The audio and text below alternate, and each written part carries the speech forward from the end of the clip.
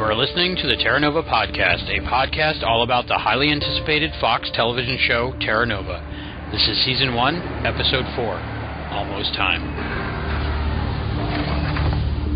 The eyes of the world are on Hope Plaza today, as the 10th pilgrimage prepares to depart for Terra Nova, bringing the total number of colonists to over 1,000. Give me security. Whatever happens, keep moving. Sir, I need you to step out of line. If we go in there, we can't come back. We will be right behind you. I won't go without Dad. Go with your brother. Dad will find a way.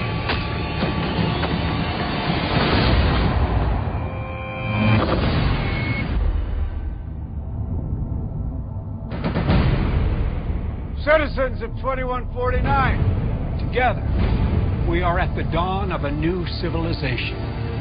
Welcome to Terra Nova, folks. Welcome home.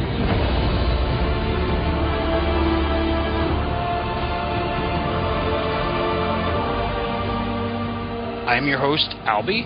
And I'm your guest co-host, Heather. I'm filling in today for Jordan due to scheduling conflicts from his tour dates. If you recognize my voice, then you've probably heard the new segment on this podcast. But today I'm going to be joining you for the whole show. Sounds good to me. I think I made out on the deal. You're a lot cuter than Jordan. Thanks. While we're recording this, it happens to be the 45th anniversary of Star Trek. Woohoo! September 8th, 1966, Star Trek premiered. Why we're mentioning this is because Brandon Braga and Renee Echeverria, the executive producers of Terra Nova, were both on Star Trek The Next Generation. That's where they met.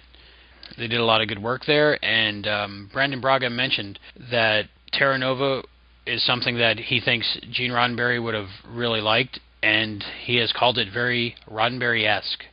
So I'm thinking that has something to do with maybe a life lesson in each episode, or each story is going to be about something. So, looking forward to that. Yeah, I like Star Trek. I'm currently on Season 3 of Star Trek Next Generation, so... That's a good season. Yeah. If you got through the first 2 seasons of Star Trek The Next Generation, you can get through all of it. I'm looking forward to it. We have an exciting show today. We have a lot of content to get to. We have a segment from our science lady, TC. It's all about how she got into fandom and how she discovered Jason O'Mara and JasonO'Mara.com. and why she's with us in the podcast. So that's a really good, interesting welcome that we have. It's a very good introduction to TC and why she's with us. We have a winner to announce for our Right to Win contest, which is very exciting. So all of our contestants, listen up, and we will announce our winner later on. It just might be you. We have some more commentary on more webisodes that Fox has put out on their website, so that'll be something interesting to get to. We have some feedback, which I'm excited about. We have answers to questions of the week. And we have the news with, well, me. And we're going to be talking about the TV Guide article that came out recently, giving our opinions on those. Well, why don't we just get started and pick up where we left off with Jordan on the last podcast with the webisodes, and I think we're at day 36. Dissection. And now we're going to dissect a little bit, analyze the fox.com/terranova/widget, the countdown. The countdown. This is day 36. We have a poster for RebreatheX Rebreather 7000. It's your life. New, lightweight body, no parts to replace, easy to clean, filter lasts 3 times longer. So it's just a guy in a breathing mask with particles of blood floating around, like the previous poster. Is it blood? It looks to me like blood in zero gravity. Or would it be like the symbol of like a contagion or a symbolizing bacteria, or you think it's blood? That's probably what it is. You're right. It's the color of blood, but it's... I mean, it looks like blood, but I'm just thinking as far as... I don't really know if it's... Yeah, I don't think blood. They have blood floating around in the atmosphere. I don't know why they picked red. Maybe just to scare people. Red is bad. Well, red's a noticeable color, I guess. I mean, it attracts the eye, I guess, but it does kind of look like blood, but I don't think that's what it's supposed to be. My question is, why do they advertise these? Because you need them to live. So if you don't buy one, you die. So I think they're wasting their money on advertising. Well, I guess, I mean, it's kind of just like the water filters that we have now. It looks like, to me, it's just for air. I mean, if you have to get new filters and stuff like that. But I think what they're trying to do is newer versions.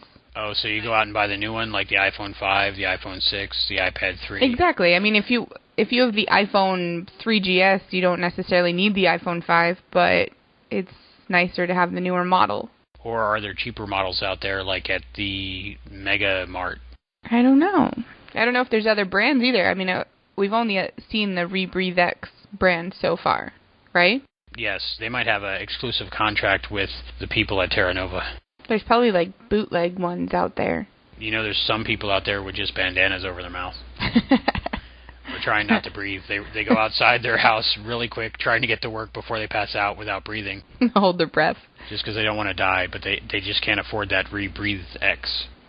Yeah, I wonder how expensive they are. They look pretty pricey. Well, they last a really long time, so they're going to have to be Three pricey. times. 3 times longer. 3 times longer. So it's got to be 3 times more expensive. Otherwise, they're not making as much money as they used to. Yeah, it's all about the money, right? Okay, moving on to the next one. You want to take that? Is that the Plex Pad? Yes. Wow, the Plex Pad kind of looks like a more futuristic iPad that doesn't actually have anything to it. It says the cheapest, most energy-efficient data access device on the planet. Doesn't that make the iPad look obsolete? Yeah. Wow. It looks nice. Yeah, it's got like charts and a lot of data on it looking, at least in this picture anyway. I'm thinking people have iPads now, and it's just a natural evolution, and this is in the future, so it's going to just get smaller, thinner, faster, better. Do you think it's kind of like a piece of glass? Not like glass, but... My thought was the whole thing's like a hologram. But what would you hold? Like, do you hold it? Because what I remember from... In the TV Guide article, there's a picture of Stephen Lang's character holding one of these. So you can hold it. So I don't know if it's a hologram or if it's just like a thin piece of plastic or a thin... I mean, I have no idea. Yeah, it could be like a thin piece or it could be like a frame. Like it's like it's just like the outside and it's like... I have no idea. It's definitely got to be 3D. If cell phones are 3D now without glasses, it's probably 3D, maybe 4D, maybe 50.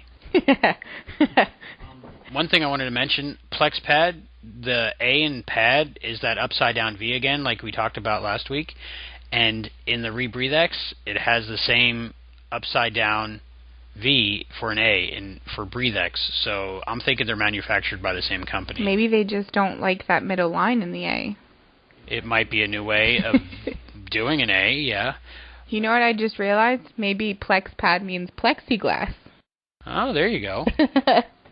Made out of a piece of plexiglass. So hopefully somebody that's good at Photoshop is going to make up a little design we can print out and glue on a piece of plexiglass, and we could all be nerds and carry around our or they Plex could pads. just invent it quicker. Maybe that would... I want one.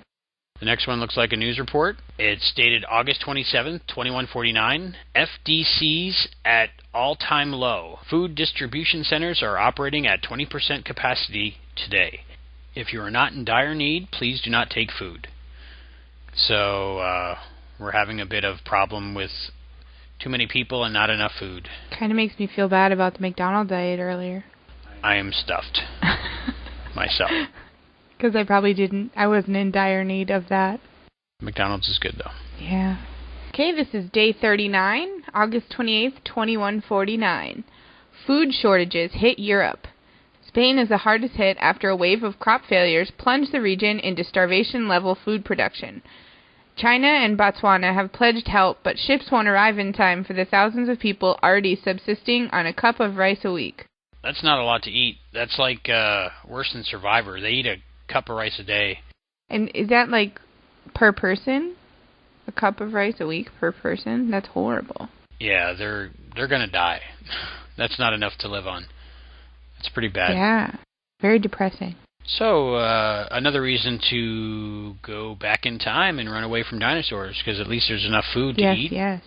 If you hunt one dinosaur, I'm sure all the people can eat for quite a bit of time, but how does a dinosaur taste? Yeah, I was just about to say, I don't know if I would eat a dinosaur, but I guess it's better than a cup of rice for a week. Well, birds evolved from dinosaurs, so it probably does taste like chicken. How cliche. Next one, we have a video. This is Jim Shannon. It's his psychiatric evaluation, part 3. We'll play that now. The world is so harsh. Worse than when I was a kid. I mean, there was violence, pollution, but not like now. People have got nothing to hold on to. I had nothing to hold on to. I got lost. Just petty crimes, larceny, property damage, bar fights for no reason. Just wanted to destroy something. Then I met Elizabeth. And we had the kids. And the world outside kept getting worse, but it seemed brighter. Because I had them. And now I'm here, and they're out there, and I can't protect them. So, do I regret what happened? Yeah. Every second.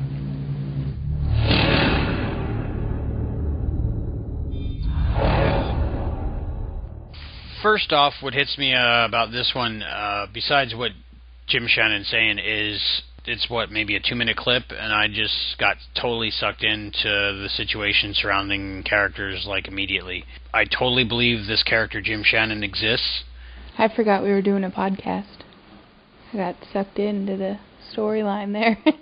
Yeah, I mean, I hope they show some of this on TV so everybody can see it, but yeah, I'm excited for this show, because if that little snippet is indication of how the show is going to be, I can't wait. He had a rough childhood and got in some trouble, but he met Elizabeth, his wife, Elizabeth Shannon, and everything turned around and everything got better for him. He was asking himself if he regretted it, and he said, yeah, he did. Now, from what I understand, he's in jail for having one extra child.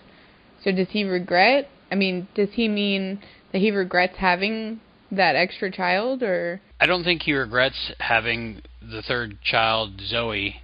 I think something happened with the population control officials, the officers that enforce population control. I think he did something to them, and I think that's what he regrets. He doesn't seem like the kind of character that would regret something like that or feel remorseful. He seems like the kind of character that is family oriented and would do whatever for his family. So, okay, we got another little news bulletin looking thing. August 30th, 2149. Water testing facilities closed throughout North America. Testing sites throughout the country are shutting down as austerity measures continue.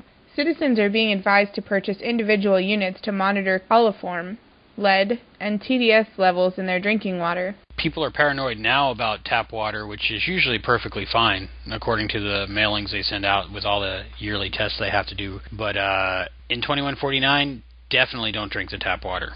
Do you know what TDSs are? No. Do you want to know? Yeah, I was just looking up coliform. Do you know what coliform is? That I don't know. I can tell you what... Okay, tell me what TDS is, and I'll tell you what coliform is. TDS is total dissolved solids, so I'm thinking it's human feces. Yum. Yes. Coliform bacteria are a commonly used bacterial indicator of sanitary quality of foods and water. They are defined as rod-shaped gram-negative non-spore-forming bacteria which can ferment lactose with the production of acid and gas when incubated at 35 to 37 degrees Celsius. So don't drink the water. It says they're usually present in large numbers in the feces of warm-blooded animals. So there goes your theory about the... Total dissolved solids in human feces, yeah. Yum. Okay, don't drink the water in 2149. No, have a Diet Pepsi. Yeah. Well, is that made with water too? It usually says filtered water. But now it'd say filtered water with ReBreatheX filters. I was just going to say that. Do you run the water through that too?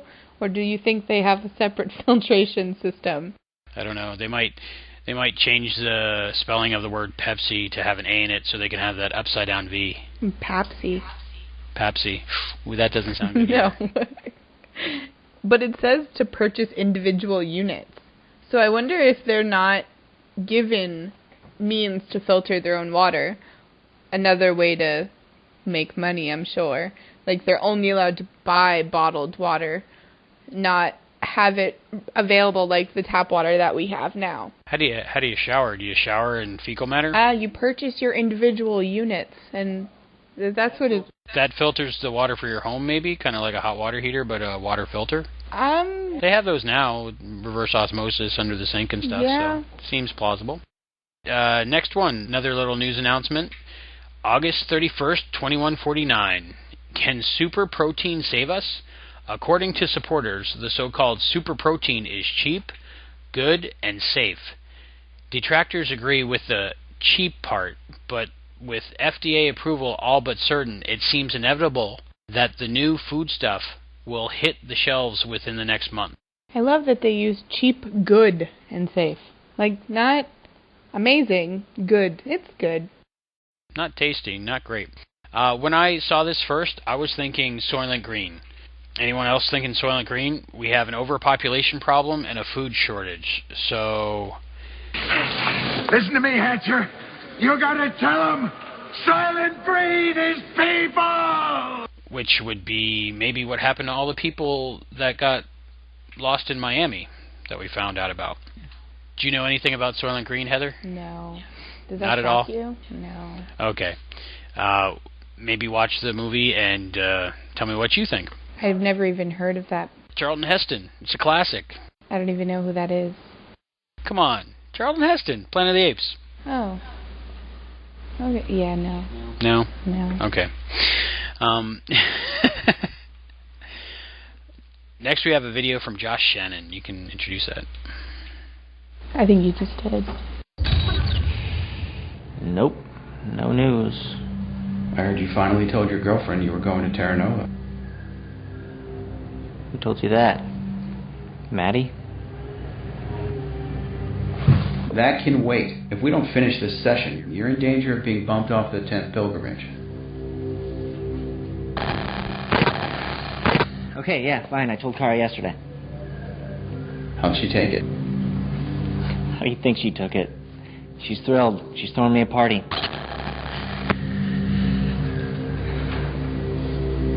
You know what? Bump me. It's not like I ever wanted to go anywhere.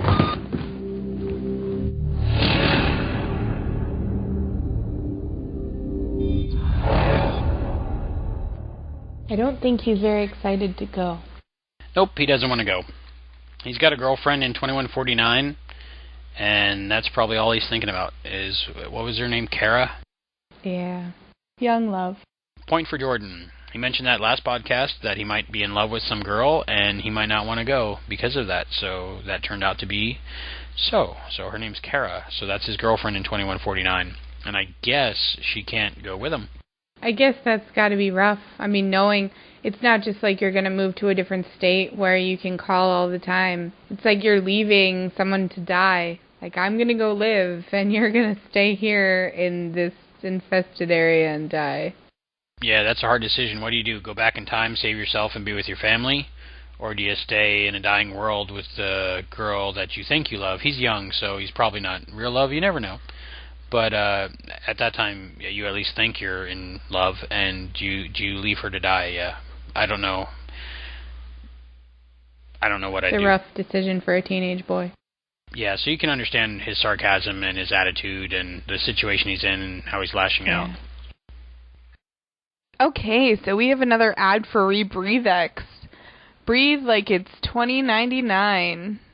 kind of like a party, like it's 1999. Let's see. It says rebreather 7000, protection, some kind of particulate material, nanoplastic, sizes adult and child, weight 1.60 ounces.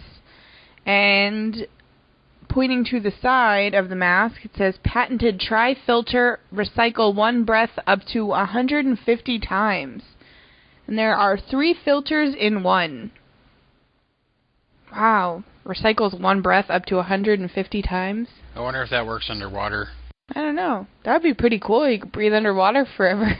Well, not forever, but have to come up every 150 breaths. That's a lot, though. Yeah, but what if your count was off, and the last one you're like, ah! Yeah, I guess you'd probably have to be safe at like 145.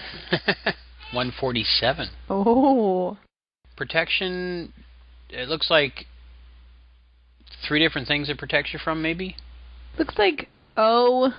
CO2 is carbon dioxide, right? Yeah, but what is that first one? Looks like OV, but I don't think that's what it is. O3? O3, comma? Is that what that is? Yeah, like I think it's all one.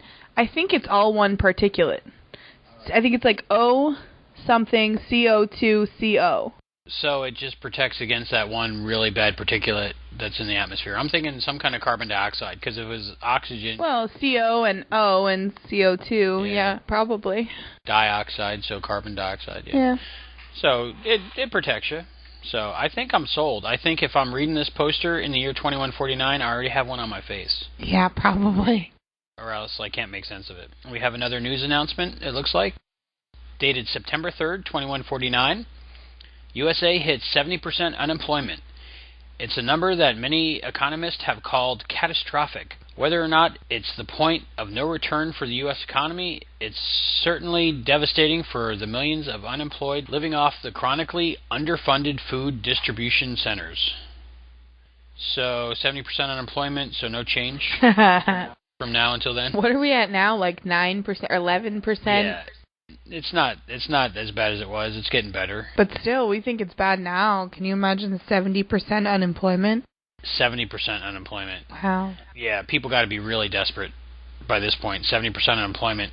At this point, with 70% unemployment, all that's probably left is government jobs, if any, like the bare minimum of anything. And obviously the people making the rebreather masks. I was going to say people making rebreather masks and the water filtration home units. Yeah. And the Plex pads. Yes. So if you're in those 3 industries, you might be safe. I want to know how you afford a Plex pad if there's 70% unemployment. Yeah, because if the only job you have is making them, then you're the only person that buys them, and then you get a discount, and yeah, I don't know what's going on. Yeah, it's not a good it's not a good system. No, they probably don't even give you a discount. Probably not. And you probably can't afford to get one if you're the one making them. At least that's how it probably is here now. That's how it usually is. Wherever you're working, you can't afford the product you're buying or selling or making. All right, we got another news bulletin here. September 4th, 2149, a desperate gambit. Thousands of Americans die every year sneaking into India, looking for work. The most popular routes are by sea, sailing from Bangladesh or Pakistan. Once there, they find almost all avenues of advancement closed to them. So people are sneaking into India looking for work. Like today that people from Mexico try to sneak into the United States. Well, I say today, but probably a few years back. Yeah. Not as many people. Nobody wants to come here now. But yeah, I guess you're desperate for a job, you go anywhere in the world you can that you think you might get. Well, they got all those call centers. You know the. Yeah, for the tech support for the Plexipad. Hey, yeah, right, that makes sense. We're putting this world of 2149 together. We pretty much got this down. We have a blue poster with an ear of corn overlaid over top of Pangea, and it says Terra Nova needs farmers. Fulfill the dream of self-sufficiency. Apply for recruitment today. It's an ear of corn over Pangea. I counted the kernels on the corn cob. It's 33, which popped up before in other ads, advertisements, articles. Jordan's favorite number, that's how I remember. 33. Does it mean anything, or is it just random coincidence? I don't know. So Terra Nova needs farmers. You counted the kernels of corn? Just in case it came up. You were hoping for 47, weren't you? I was hoping for 47, I got 33. If we have to change the segment to find the 33, then I will. Do you think my Farmville experience and my Smurf Village experience will help me out there? I think they're going to take anybody that's willing to walk through that portal and work the rest of their lives for no money. I wonder if you have, like, dinosaur problems. Instead of rabbits eating your plants, you get the dinosaurs coming and eating your plants. My thought process was, being a farmer is very dangerous because all the dinosaurs that are omnivores are going to get their meat and their vegetables at the same time. I don't know if you've met me, but any job that I have is dangerous. Could probably hurt myself watering the plants, so probably not when you put dinosaurs into the mix. If unemployment is at 70%, I'm thinking people that aren't farmers, never thought about being farmers, are going to go there to be farmers because they can get work and they can eat and they can breathe. I'm thinking probably with the pollution, there probably is no farming at all. Well, plants take in carbon dioxide and give off oxygen, so maybe their plants are going nuts. Yeah, but there is no oxygen, so that means they probably cut down all the trees. And with all the smog, there's probably not a lot of sun getting through all that pollution, so maybe there is no plants because they need light for photosynthesis. Second grade science here. Hey. Okay, another news bulletin. September 5th, 2149. Hope Plaza named Man of the Year. Editors defend the decision to choose an entity rather than an individual, saying Hope Plaza has done more to alleviate the misery of people around the world than anything since the cancer vaccine. The thing that stuck out in my mind when I read this was cancer vaccine and overpopulation. Right now, cancer vaccine would be a dream come true for so many. I know probably everyone out there has lost some friend or family member to cancer and would love a cancer vaccine. But in 2149, there's a cancer vaccine, but there's also overpopulation killing the world. So it's a trade-off. People live, but so many people are living that it's killing the planet. We almost have that now, overpopulation, and I can't imagine if you cut out... I mean, I've known plenty of people who have died from cancer, and it's heartbreaking. But if you have... Yeah. I mean, the cancer deaths are unbelievable and tragic. I just can't imagine how many more people would be around if that was cured. So, do we really want a cancer vaccine? Answer's yes. Yeah. But we have to be more responsible. I think that's one of the messages that they're trying to teach us with this show, if there is a message, is to be more eco-friendly, because you only get one planet so far, and you got to treat it right. So I think having no cancer is a good thing as long as people are responsible. But in this timeline, people were not responsible, and the Earth is dying. The Earth's getting used up, or I guess what they're going to call Earth that was. Yeah, well, ever since I was a little kid, they've been saying that we need to save our planet and recycle and reduce our waste and everything. And I guess this is just showing us what could be. Yeah, I think they're past the point of no return in 2149, so that's why they're going back and restarting.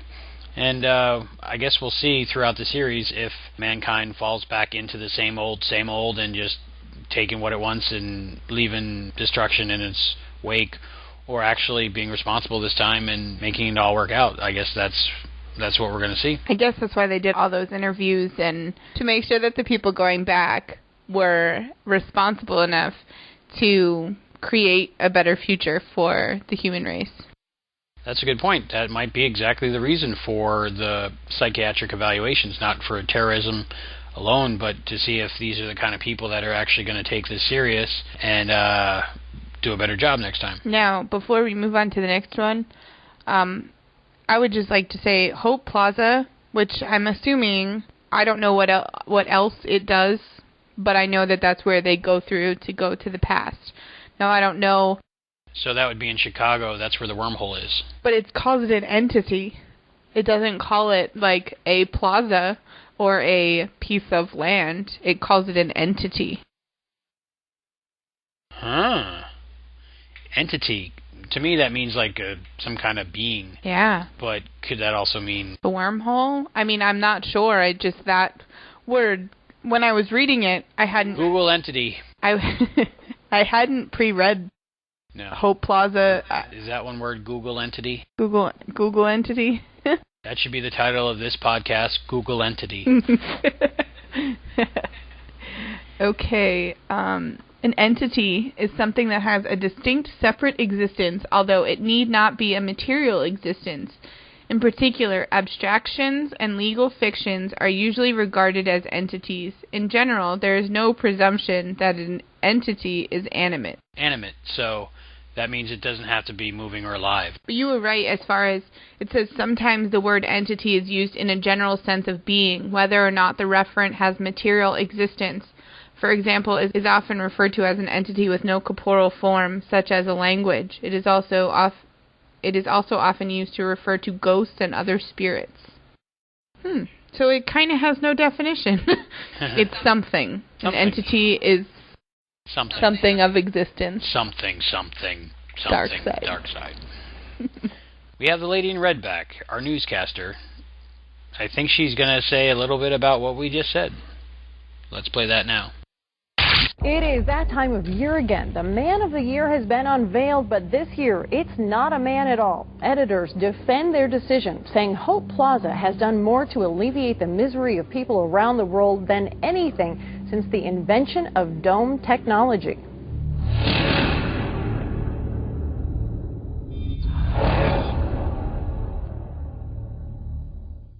I think she might steal my news job. The Terra Nova podcast news is safe with Heather. Okay, because I'm pretty sure she just said what I said. Yeah, but not as good. There was one difference, and it struck me funny. In the written report, it said that it was the best thing since the cancer vaccine. In the video newscast, it's the best thing since dome technology. What is dome technology? Well, first I thought, we've had dome technology for a long time. You build a dome. But I'm thinking it means like cities or towns living underneath a dome, and kind of like something like a biodome, maybe. If you look closely into the picture that's next to her face, that, I believe, is Hope Plaza. Yes, because it's a super collider that made the wormhole wider so people could get through it. Or it might have even made the wormhole in the first place. Who knows what particles they were colliding. But that does look like Hope Plaza, because that would make sense, right? Yes, I would think so. It might be Time Man of the Year. Did they say what magazine it was? I don't think so. It looks like a magazine cover with Hope Plaza, and it says Man of the Year on it. It's 2 rings, so it might be 2 super colliders or a figure 8 super collider. Who knows about future super colliders? I don't even know what a super collider is. It collides things together superly. Oh, should I Google it? Yeah, why not? I feel smarter when I Google stuff. Heather, what is a super collider? Well, according to Wikipedia, it is a high-energy particle accelerator. Yeah. I think it uses magnets to keep particles from touching the sides, and it goes around faster and faster for some reason. Is that the thing that simulates the Big Bang? Yes, I've seen that on documentary. That is what a super collider does. Right? Okay. See, now I feel smarter. After I Wikipedia, I am smarter. We are all smarter after we Wikipedia. Yes. Word of the day is Google Entity, so anytime we say Google Entity, scream. Ah! Alright, we got another video from Josh Shannon. Looks like another psychiatric evaluation, number 4. Either I'll never see Cara again, or I'll never see my family again.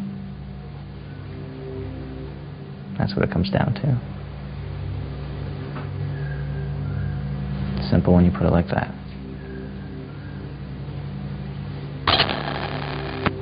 I know it sounds childish, but I've known her my whole life. She's the only one I ever told about Zoe. She was there for me the night Dad went to jail.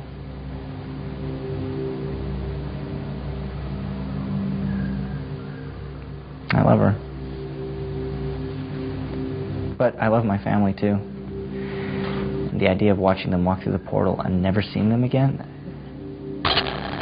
there's no good answer. Just two really horrible ones.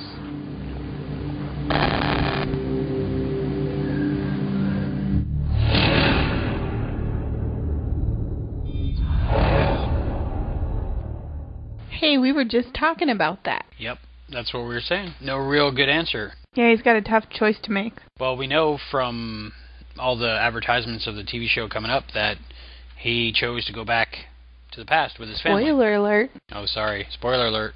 So his girlfriend, Kara, he's in love with her, but seems like he's going to hook up 85 million years ago with Allison Miller's character, Sky. Now, is it cheating if it's 85 million years ago? To a guy? Probably not. So this is my thing that I'm thinking.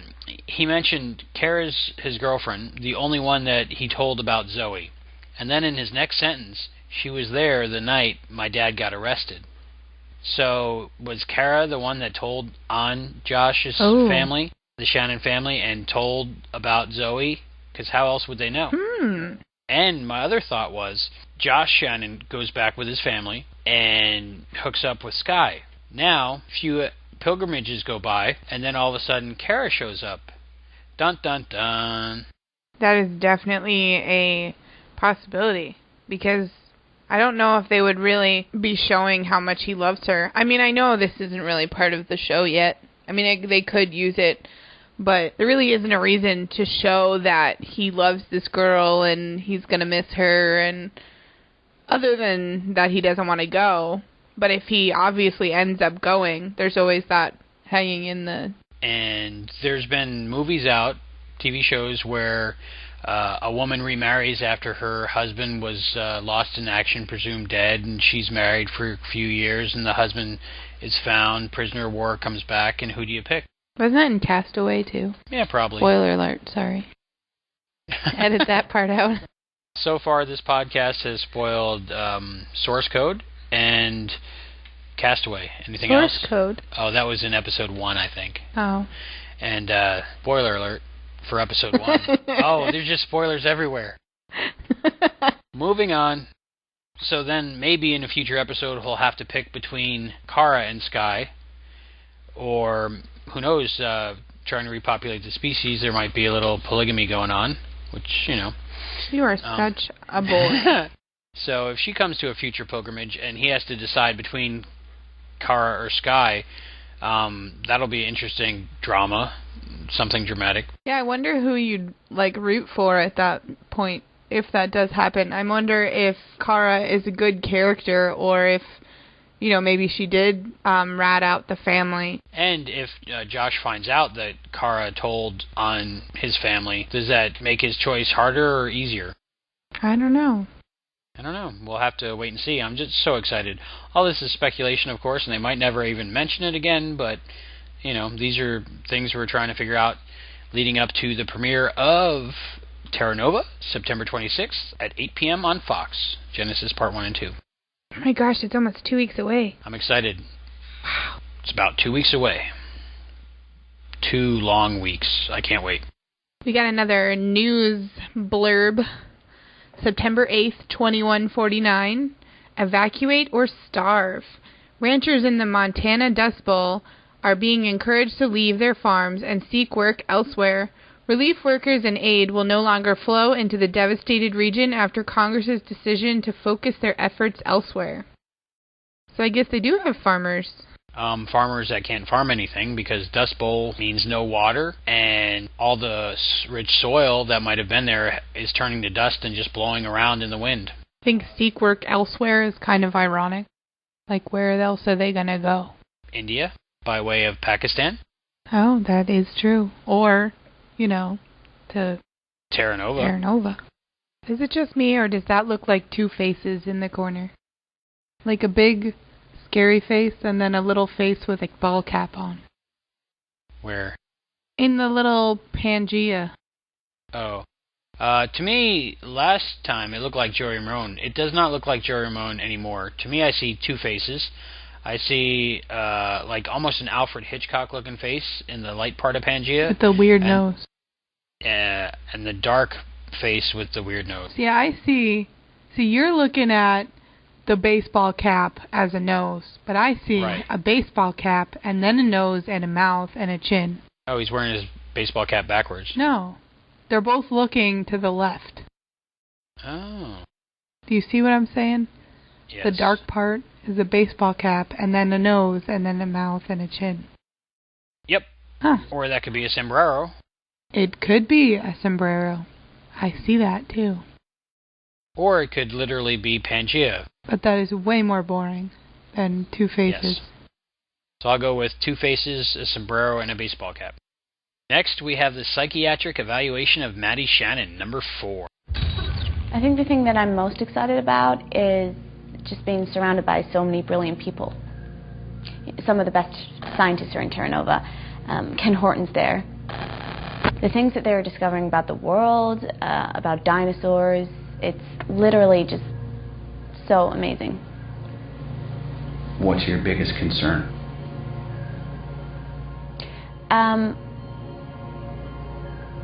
My dad, Zoe. I'm worried about them back here. I should go study. Is that okay? Okay. Thanks.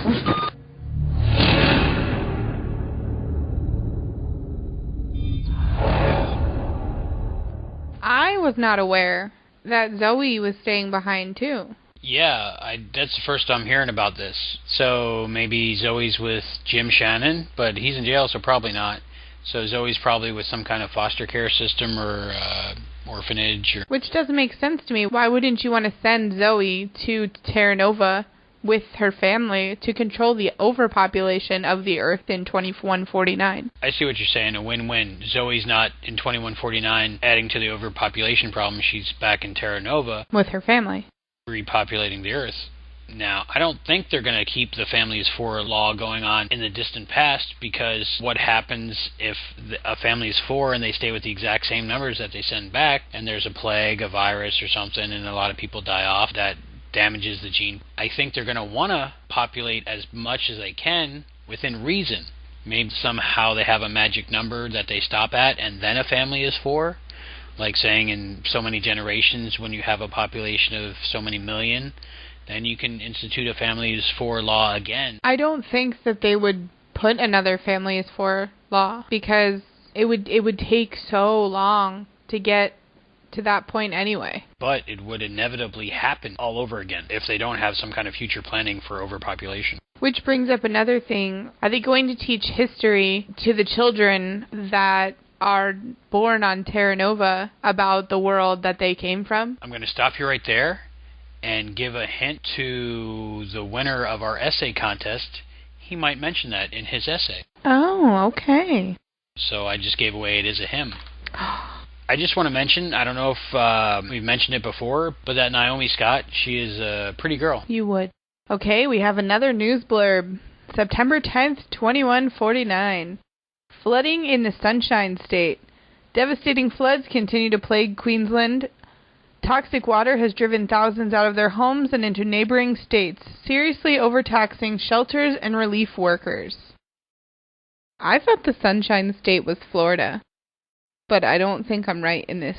Devastating floods continue to plague Queensland. I think that's Australia, right? As far as I know, yes. Queensland, Australia. They also call that the Sunshine State. I live in Florida. We call it the Sunshine State. It's on all of our license plates. It's flooding in Queensland.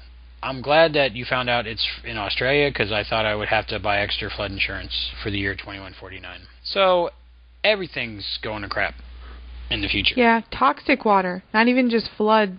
Oh, I missed that. Toxic water. So that's worse than flooding. Do you think your flood insurance would cover toxic water? Probably not. It'll probably be an asterisk, except for toxic water. Yeah. That's how that works. I think it's like acid and eats the bottom of your house. I think right now my pick would be Terra Nova. Yeah, I don't know why you would want to stay behind at this point. To be a terrorist. Don't they have that as the Sixers? I don't know if they're terrorists or not. I know they have a different agenda, but I don't know yet if they are in fact terrorists. They're a rogue group. Very interesting. Our last Countdown to Terra Nova article for this time around is dated September 11th, 2149. Pastor predicts rapture in 2150. A popular charismatic preacher claims to have decoded the Bible and now knows definitively when the rapture will occur. Many of his followers have already started to sell their belongings to make ready for the end of times.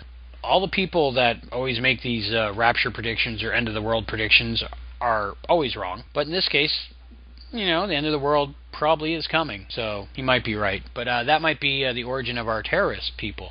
People that think the end of the world is coming, and they're trying to do something to make people not go back in time to escape the rapture. I'm trying to figure out why selling your belongings would make you ready for the end times. Maybe I'm just stuck on that one. My opinion, this is only an opinion, is kooks are kooks. And if they believe in such things, they're going to do whatever their leader tells them to do. But that's not even my point. If you're selling your belongings, that means that you are... It's one thing to give away your belongings to make ready for the rapture. It's another thing to sell your belongings. Where are you going to take your money? Are you selling your belongings and then giving the money to this pastor that tells you the rapture is coming? Probably. All right, then. So then we figured that out. So there might be a character that this pastor is that is the leader of the terrorists. Or we're totally wrong. Or we're totally wrong. On that note, we're going to go to a segment from TC telling a little bit about how she got into fandom and how she found JasonOmara.com and why she's doing the Terra Nova podcast. Welcome. Hey everyone, it's TC. Hey, how you doing? Sorry. You have to understand I'm from Jersey. Just had to do it. All right. I'd like to take this opportunity, because I can, to tell you why I decided to volunteer for this particular podcast. Mind you, doing something like this never crossed my mind. Look, I run my own business, and I'm very happy being a housewife. Love you, boo. But I also enjoy helping people. Always have. So, several months ago, I was near the end of a show. Oh, wait a minute. There's more than one show, so it has to be a series. Okay, so near the end of the series, by the way, it's called Life on Mars, and if you haven't seen it yet, you must. I thought it was very well written. The setting, the music, everything was spot on, just in my, humble opinion. And, I have no idea what prompted me to post on an actor's website, because I don't know about you, but I know they don't run their own sites and talk to us commoners. But I did, and I wished him all the best. Well, I must have caught him at a good time, because he actually responded almost immediately. And yes, it was him. That was also my first encounter with Ford and Hubble as well. Anyway, how cool was that? So I just had to go back, because now this drew me in. I'm now fascinated with what was going on here, because this was out of the norm. And I love studying things, so this was like the greatest opportunity. I can't even put it into words. You could imagine. Here I am in a website talking with other people and talking with an actor, so I get a feel for a part of what the actor, how he behaves, and I get the feeling or behaviors of people in a group, which is extremely interesting, I'll say. Before I tell you what happens next, I must preface this with the fact that I hadn't watched much television for a good 10 years prior till now. So I had no idea who this guy was. I won't even tell you what question I asked him, because it was just too embarrassing. Now, I'm a researcher, not only because it's my job, it's my nature to always wanting to know why, or how this works, or how that works. So after that episode, I went and Googled him, and then I felt even more like a fool because he was not a new actor. He'd been around for approximately, I think, 8 years. After that, I just couldn't stay away. He definitely has some type of magnetism that just draws you in. Is he able to answer everyone with every question? Of course not. But he does make a hell of an effort to do so. When I tell you he is one person who is not only extremely talented and smart, he is very personable, and he knows how to react to a group mostly made up of women. Okay, I'm a woman, and I'm going to tell it to you straight. Other women annoy me, and that's all I'll say about that. I wish I had discovered this guy several years back. He's a gentleman who is extremely talented. I know I said it before. He has common sense, which is kind of rare in this day and age. And he's extremely well-rounded. Jason plays the lead role in the highly talked about show that Fox Television will broadcast. Don't forget to mark your calendars or put it in your smartphone to remind you that the premiere starts in, I guess, just a couple of weeks. Wow. Mr. Jason O'Mara, he is the guy who plays the father, Jim Shannon. I know this isn't a podcast all about Jason O'Mara, but he does play a big role on the show. And if I didn't feel he deserved for all of you to know about this regular guy who just happens to be talented, I know I said it before, and talented just seems to be, I don't know, a mild term. Well, I definitely wouldn't be part of this podcast. And if that's clapping I hear, would you please stop? Thank you. I just felt the need to let as many people know about this actor because I've gotten to know him just a tiny bit, and I've also seen some of his previous work. Yeah, I know. I will admit it. He is very good looking. You probably don't believe it, but honestly, that isn't at the top of my list. And that's not why I guess you could call it promoting him. I guess that's the term. I don't think he knows that I'm actually doing this, but just in case he's listening, here's a shout out to you. Yay, Jason. Oh yes, his sense of humor. Well, he's a cracker, all right. Let's see if I can explain that better. Okay, try this.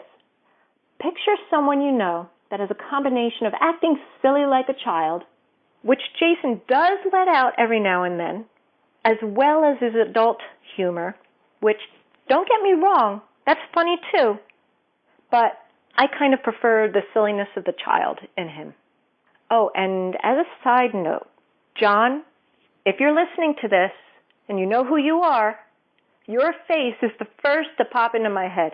And although I don't know everything about Jason O'Mara and his true personality, I just have a feeling he is not as insane as you, my friend. All right, sorry about that. Getting back to Jason, I think he's a Star Wars junkie, I'm pretty sure. I'm not sure if he's a Trekkie or not. That you would have to ask yourself. I can't believe how Jason puts forth so much effort, even with his jam-packed schedule, to answer as many questions as possible. Albie, I'm kind of sorry to do this to you, but not really. But I am ordering you to post a website for everyone to become a member of so that they can look at what I see in Jason. And when I tell you there's so much on his website, jasonomara.com, I'm not even scratching the surface. There are impromptu videos he's taken of other cast members, other actors, actresses. It's amazing. He answers questions. So if you want to know if he's a Trekkie or not, there's your chance to ask him. He talks about Terra Nova. I can't think about it's just too much. Anyway, it's all cool. Trust me. Even though I can't speak for Jason, I can speak for myself, and I'm going to guess that he's extremely proud of his website, which he should be, and I'm pretty sure he's proud of his tech team as well. I know you guys are not listening, But just in case you are, I love you guys. And please take a look at my suggestion about that map idea, would you? Thanks. Okay. All you need to do is go to jasonomara.com. Yeah, I know, I didn't say the www because I really don't think that people say that anymore. I think it's becoming extinct. There's no apostrophe, and it's all one word, jasonomara.com. I'm telling you, and I'm not lying, even though I'm from Jersey. I'm not lying when I say you're not going to regret it. Because basically what the website is, it's a collaboration of all the sites. And as time goes by, he'll have more fun contests and videos. You'll be able to see clips from some of his former work. And by all means, if you have a question that you might not be able to find online on your own, then by all means, ask him. Maybe you'd like to tell him what show or shows you've seen him in and, you know, what you thought. There's so much on his site, you'll just have to see for yourself. Look, I don't care if you tell him how you found the site. Just please go, join, have fun. In fact, other than Family Guy, I honestly can't think of... Cops. I love the show Cops. Why? Because I get to analyze people. I observe them in groups, and I see their behaviors. I know, I'm a nerd. Too bad. I don't care. I'm proud to say it. And there's one more. I almost forgot about the Late Late Show with Craig Ferguson, which is on another station. Sorry, Fox. Oh, and by the way, those shows are not on cable. Just wanted to mention that. And, all right, I'm going to say that the glass is half full, and, you know, most of you, I hope, like me. So for those that do, you're going to be hearing me throughout the podcast, this one. This is TC, and thanks for listening, especially when I ramble on like a bloody Egypt.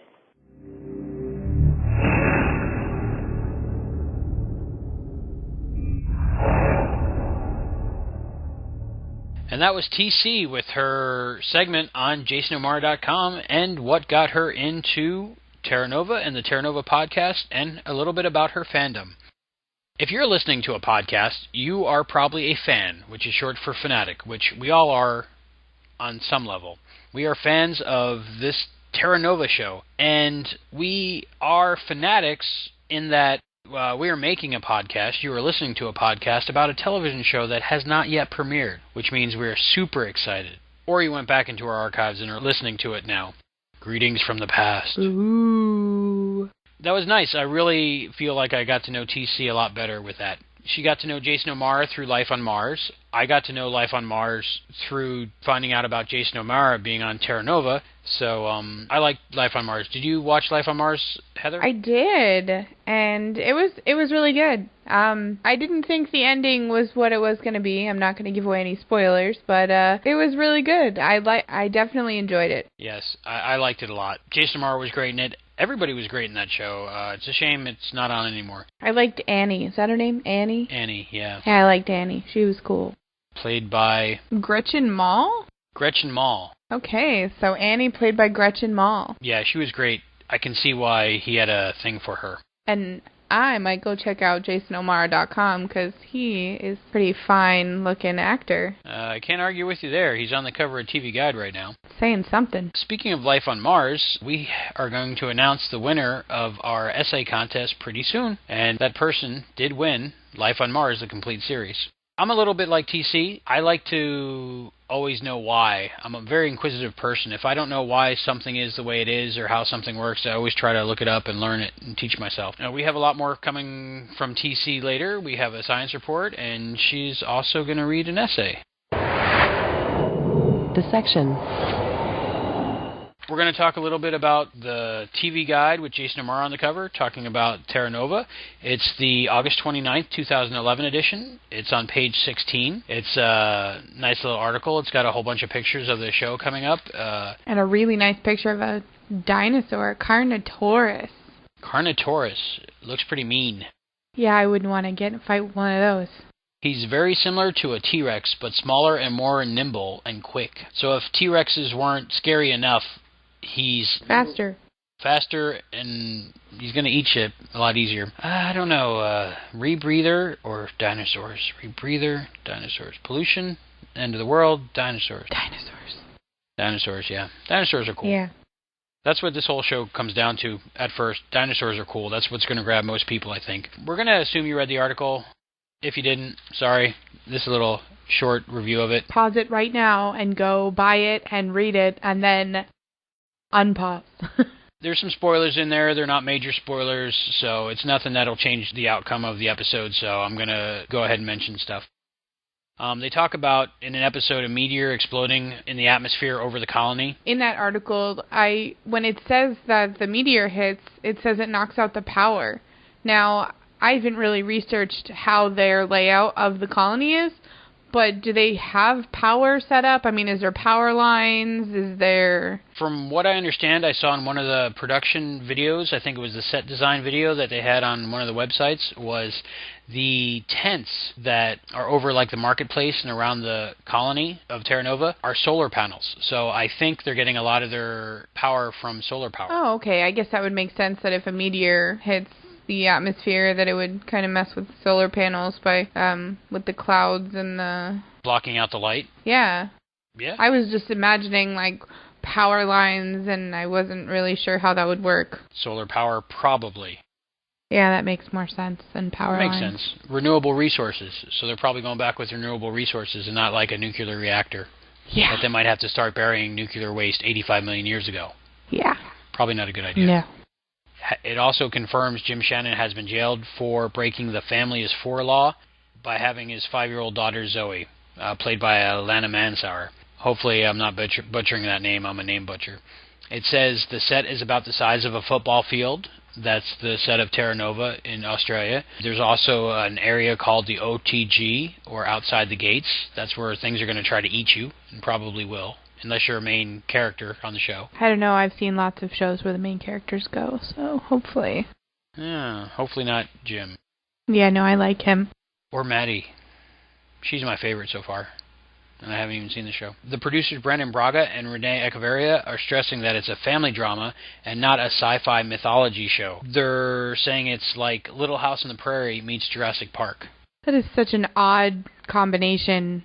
It's a very weird comparison that they have there.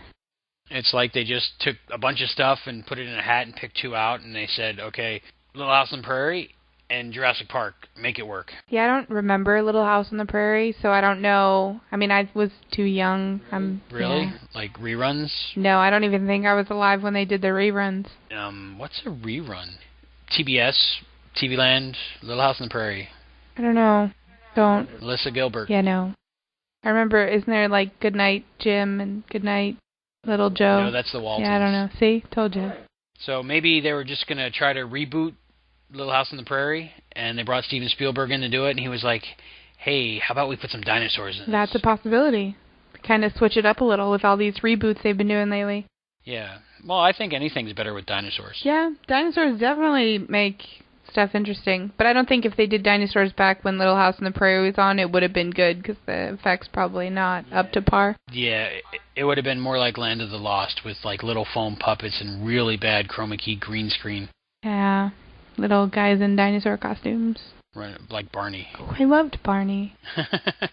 Says also in the TV Guide article that Stephen Lang was Steven Spielberg's idea. So he probably is a fan of him from, I'm guessing, Avatar. He was good in Avatar. He was really good in Avatar. He played the bad guy, but he was really good. Yeah. Also, something I learned, and I was intrigued to learn, that Nathaniel Taylor, Stephen Lang's character, was the first through the wormhole, and he was alone for 118 days before anybody else came through. Can you imagine being alone with dinosaurs for 118 days? No. I start to, and it's too scary. And I'm thinking 118 days go by. Halfway through that, you're thinking, okay, nobody else is coming. It's just me and a bunch of dinosaurs.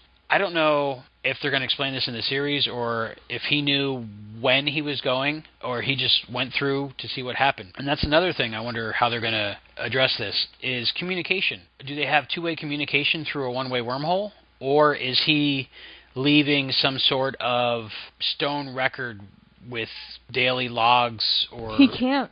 It's a different time. It's a parallel timeline.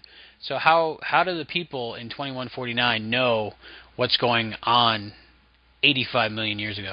I know he peeks his head through every once in a while, and he's like... It's a one-way wormhole. I know. I don't know. I wonder, does it say that he knew he was going to be alone for 118 days? Because I think that the way it works is, like, it wasn't 118 days in 2149. It was 118 days where he was, but it wasn't that long. That's what I got out of the article, but I don't think he knew that he was going to be alone that long. So I'm sure that, like you said, halfway through, he would be like, oh my gosh, I'm going to be alone forever.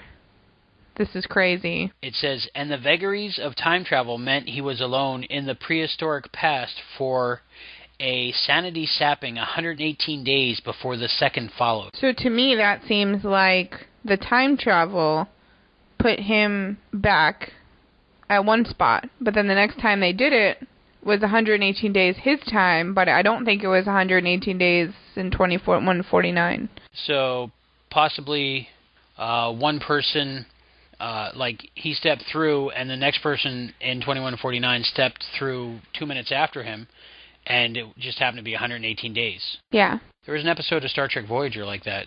I'm not there yet. Okay. No spoilers. Spoilers, sweetie. Spoilers. Also in the article, it talks about the OTG, and that's where the Sixers live. They live outside the gates of Terra Nova. So I don't know if they have their own gates, or they're just out there living amongst the dinosaurs. Why would you want to be against the colony that's inside the gates? They have some different idea of how to rebuild humanity, or a different agenda, but we don't know what that is yet. It's going to be interesting to find out what makes them different and what makes them not want to be inside the gates. And the last paragraph starts off with, cast members share an apartment complex near the set. It's just like Friends, jokes 20-year-old LeBron. So they all share an apartment building. And everybody takes care of each other's kids, and I guess they made somebody a chocolate dinosaur cake, too. Yeah, that was Stephen Lang, or like they like to call him Slang. So on the cake it says Slangosaurus. Haha, it's funny. Seems like they're having a good time. Hopefully this show will last a long time. That was a little bit about what the TV Guide had to say. Next is a segment from TC on the dinosaurs you're going to see in the pilot episode of Terra Nova. Science.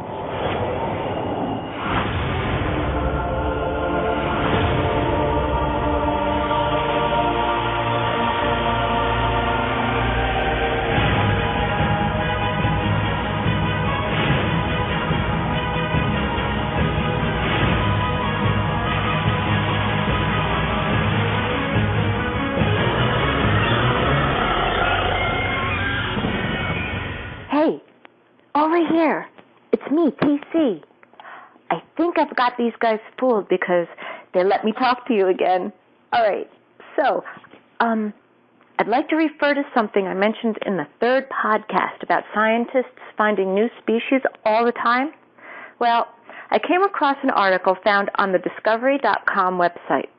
Apparently, there's a new monkey and an American bird species found. You could find the link to the article in the science section of the podcast webpage, which is terranovapodcast.com. On to other news I've read recently. Dino lovers, you will be ecstatic to know that producers of Terra Nova have mentioned that we should see at least one new creature per episode. It was mentioned that some will be nice and some really scary, but all of them will be amazing.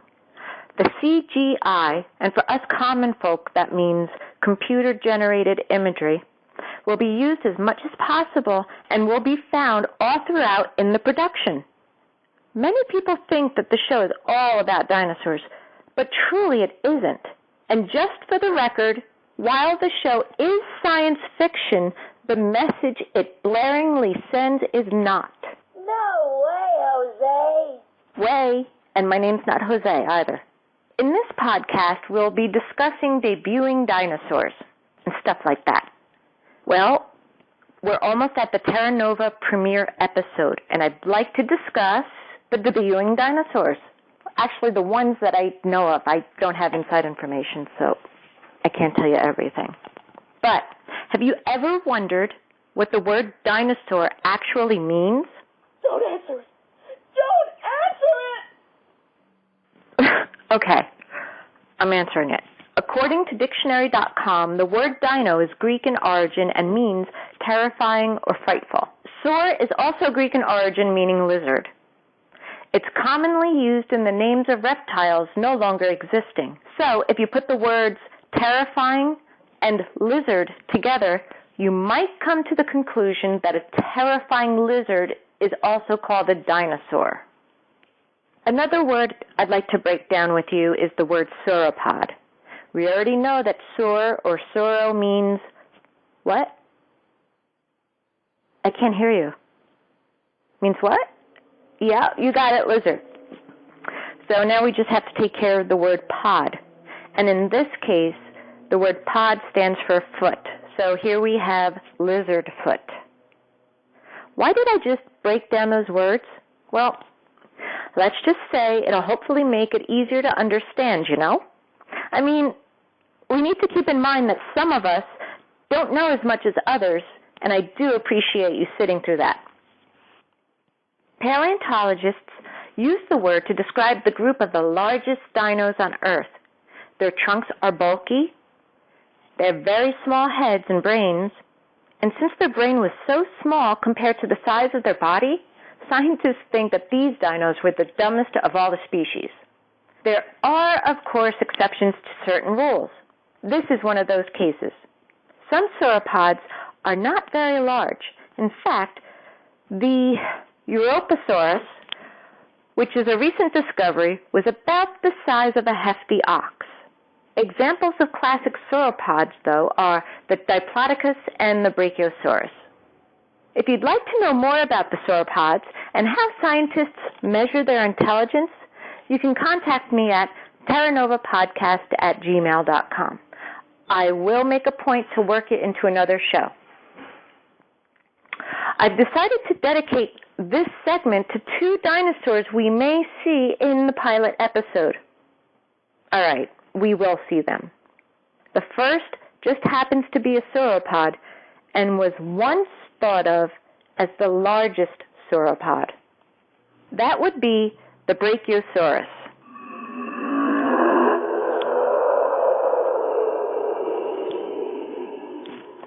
Oh my. Okay. Brachio means arm or upper arm. The term we use to describe the Brachiosaurus is arm lizard. This should be the first sauropod we'll see. Knowing that Brox, by the way, Brox is the nickname given to them from the show, and I hope I said that correctly. If not, I apologize. It's the prime example of a sauropod. It's a plant eater. It has a small head, a long neck, a hefty trunk, and a long tail. Since they are so large, they'd need a large, strong heart to make sure its head got enough oxygen carried by the blood. And they probably had to walk with their heads parallel to the ground so they wouldn't faint. Considering that, it's likely that they walked slowly with their head moving from side to side. Unlike most dinos, their front legs are longer than the back. I'm going to let you think about that and why it is. If you'd like to share your answer, I'd be more than happy to look at it. And you can do so by just posting it on the Terra Nova podcast forum. Their nostrils were very large and above their eyes, possibly telling us that their sense of smell was pretty good. I don't know about you, but I don't care how gentle they are. I just don't think I could muster up the courage to go and pet one. That would be something else to discuss on the forum as well. It would be interesting to hear how you'd feel near a Brachiosaurus. Many of you know that the Brachiosaurus was called the largest dinosaur in the world. However, as recently as 1985, there was a dinosaur that was discovered, only the femur bone, mind you, of the... Okay, please bear with me. I know I'm going to mess this up. Brachiosaurus. Brachiosaurus? If you know how to say it, great. Anyway, that dinosaur means huge-bodied lizard. Some people think it may have been the biggest dinosaur ever lived. Now, the accuracy of this claim, however, It's been mired in controversy and debate. There was a paper put out by two guys whose name I can't pronounce in 1989, which said that it was a meat eater and, it had two legs. And then there were paleontologists who reviewed their data in 1995 and exposed that the remains actually belonged to a sauropod. And it had four legs, it was an herbivore, and it had a long neck and tail, just like the Brachiosaurus. That dinosaur is 144 feet in height. The next largest was the Seismosaurus at 140 feet. The Supersaurus was 131 feet. All right, now, the problem here is that the biggest one we have, full skeletal remains, is the Diplodocus. All the rest are guesstimates based on a few bones, and in the case of the Bruachiosaurus, we only have one bone, the femur. And if that's true, that dinosaur, at an estimated 220 tons, would edge out the blue whale as being the largest creature ever to have inhabited the Earth. You have no idea how huge this is! No, I don't. You might. Under the science section, we'll post the site, and it should be called, What Was the Largest Dinosaur Called? Have fun pronouncing those names. The domestication of rocks in Terra Nova reminds me about the cartoon, The Flintstones. Did you know that Dino the dinosaur was Fred and Wilma's domesticated pet? Well, I would hope so. But it was a made-up dinosaur called a Snorkosaurus or Dogosaurus. However, how many of you knew that whoever made up Dino called him a Snorkosaurus or Dogosaurus? Huh? See that? Stick with me, kids, and you'll be just fine. Maybe. The next dinosaur in the pilot episode is the first theropod seen in the show, the Carnotaurus.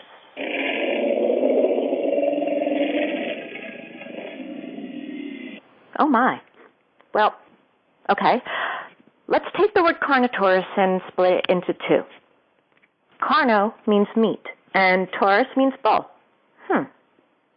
A meat-eating bull doesn't sound anything like a Brachiosaurus. The length reached about 24 feet or 7.5 meters, and a height of about 9 feet or 3 meters. It weighed about 1 ton, and its fossils were found in South America. Interestingly enough, Carnotaurus was discovered in 1985. Really? Really. That fossil happened to be very complete and had the best skin impressions ever found. And as a result, we know that the skin had small, evenly cone-shaped nodules about 2 inches or 5 centimeters across. For a rather large theropod, it had a short snout, and its skull measured only 22 inches. Really? Really.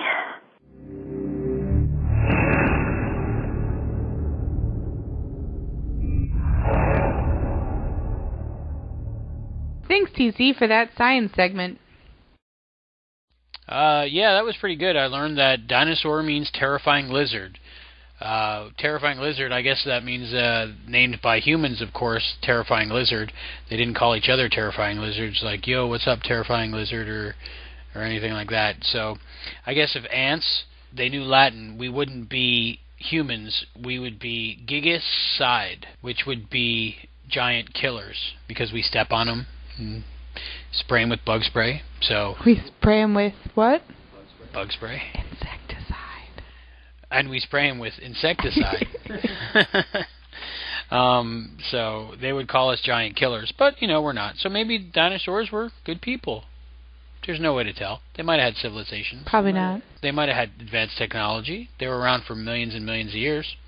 They might have been just so smart that they built all their technology out of environmentally friendly, biodegradable materials. So they might have had helicopters and jets. They were just made out of soybean plastic. I think you're crazy. It could be. I think that was an episode of Star Trek Voyager also. Spoilers! Okay. Next, we have some audio clips. Jason O'Mara on jasonamara.com, hopefully you've already been there or are planning on going there, has a series of interviews with fellow cast members. We're going to play one of them now in our Jason O'Mara interview series. Jason O'Mara interviews Naomi Scott, who plays Maddie Shannon. And here it is. Sneaking up on Naomi Scott's trailer. See if she'll do an impromptu interview.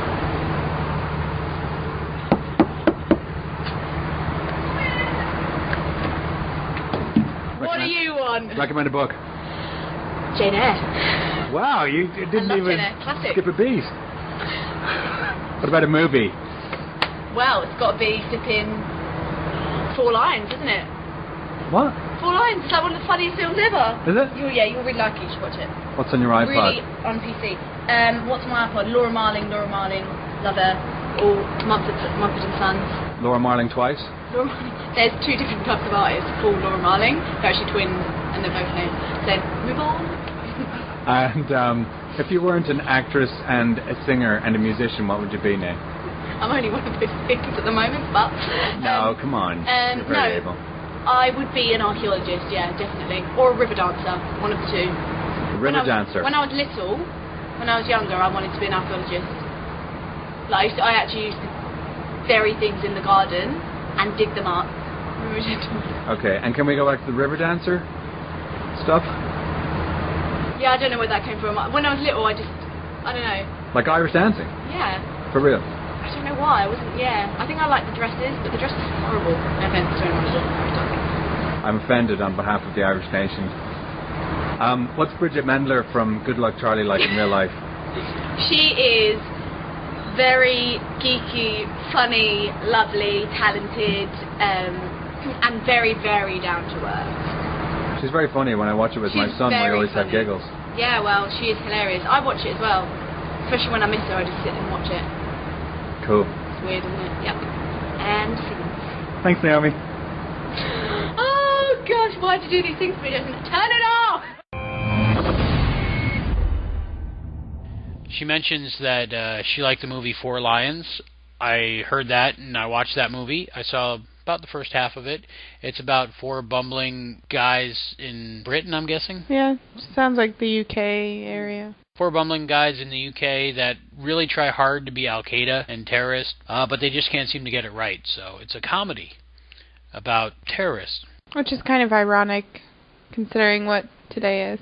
Yeah, it's around 9/11. But I watched it for this, but I didn't finish it. I might finish it. I fell asleep. We have some audio to play from a video from the production of Terra Nova. It's the costume design. Costume designer Amanda Freeland. Hi, I'm Amanda Friedland. I'm the costume designer from Terra Nova. It's been an incredible experience, an opportunity to create 2 completely different worlds. One 150 years from now, where the planet is dying, where 90% of animal and plant life have been destroyed. Predominant needs, costume-wise, were to create a plausible world where we're using microfibers, where leather was no longer available, where they were covered up from head to toe. They use rebreathers because oxygen is not enough to sustain human existence. The world is very, very bleak, very gray, and so is my color palette to keep it harmonious with the environment.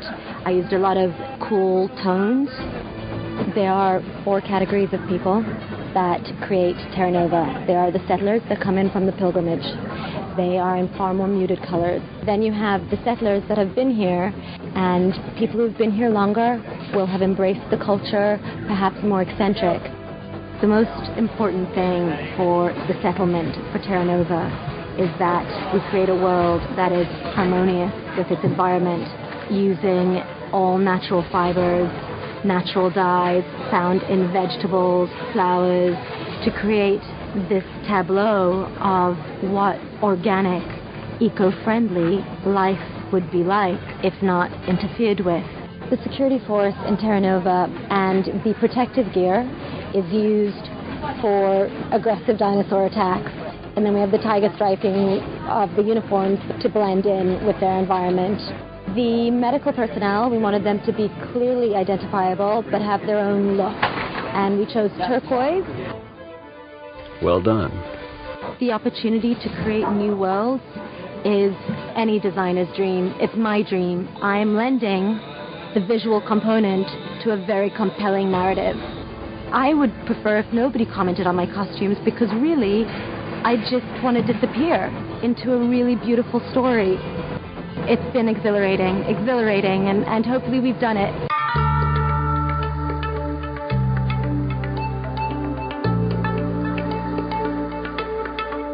Next up is Jason O'Mara's interview with Allison Miller, who plays Skye. It's an impromptu interview. Good. It's time. I like this dressing gown. Wardrobe really take care of you when they want to keep you warm. They want to make you look It's a little chilly tonight. Hey, so recommend a book for me, please, Allison. I'm reading Jitterbug Perfume right now by Tom Robbins. It's mostly about beets. Very good. You like it? I really like it. I haven't read it. I mean, I'm like halfway through, and it's very interesting. It's good. My favorite book is The Secret History by Donna Tartt. It's one of my favorite books, Really? too. It is. Aw, that's awesome. What about a film? Have you ever seen Wet Hot American Summer? No. It's really good. It's comedy. When was it made? Early 2000s, late 90s. It's really good. Very funny. Janine Garofalo is in it. Who else is? Bradley Cooper is really funny in it. It's like the Before first thing I've ever seen he was him super famous? Yeah, before he was super famous. Still had those teeth. Hi. That's Landon. Hi. Landon, you've had your impromptu interview. We did it when we were taking off for Australia, remember? Oh, yeah. Quit crashing other people's impromptu interviews. He's changed. He has. What's on your iPod right now? The Fruit Bat. Just got the new Fruit Bat. Modern Lovers. Dinah Washington. Dawes. All good stuff. Now, if you weren't an actor and... Are you a musician? I play music. I can play some music. You kind of write as well. Dabble. Well, if you weren't any of those things, what would you be? I took a stab at running a bakery. I think I could do that if I actually got really serious about it. I think you could, because I have had your cookies. Had my cookies. And some other things, too. All delicious. Thank you. Thank you very much. Who have you worked with that I should know about? Oh, gosh. And what are they like in real life? Oh gosh. Ian McShane. Ian McShane. I mean, there's a lot of people I worked with that you should know about. I worked with William Shatner once. That was a delight. But Ian McShane is amazing. He has an earring in real life, so he is kind of like a pirate. He's really, really like sweet and gentle, which I was surprised. When I first met him, I was really intimidated. But he was always showing me pictures of his grandkids on his iPhone. He's the sweetest. He's really awesome. So now I want a twofer. Now you've got to tell me about William Shatner. William Shatner. Just a little bit. What's he like in real life? He is very funny. He has a farm in Kentucky, a horse farm. So apparently my grandfather won some kind of case for him many years ago, and so when I was working with him I brought it up and he pretended to remember, and it was very sweet of him. So that he was lovely. Allison, you are free to go over by the rest of the cast to the heater and get warm. Thank you. Okay, so that was interesting. She likes fruit bats, which I've never heard of. I might check them out though. You know. She was also in a project with William Shatner, which I am a huge fan of William Shatner. So if anybody knows what project that was, email us at terranovapodcast@gmail.com and let us know about that. We'd definitely be interested in that. And now it's time for TC's tips on how to improve the ratings for Terra Nova. Ratings. Although I have no problem saying I'm a geek or a nerd or whatever you want to call it, not that there's anything wrong with that. What I'm about to tell you, though, just strikes me as, well, awesome.